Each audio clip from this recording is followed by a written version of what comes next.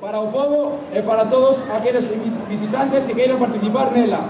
Cumpríronse 701 anos de festa, e que así siga ser 700 anos máis. Remata, xa que logo a edición de 2018, e comezas a andar a do vindeiro 2019, que a non ser mellor, non será peor, e que todas e todos a vocé imos a gozar un ano máis. Habemos levar de novo procesión o noso San de Arzúa a Casa do Boi, onde permanecerá ata que dentro dun ano saia de novo para animar esta festa. Remata o Boi 2018, arriba o Boi 2019. Saúde e queima. Arriba o Boi!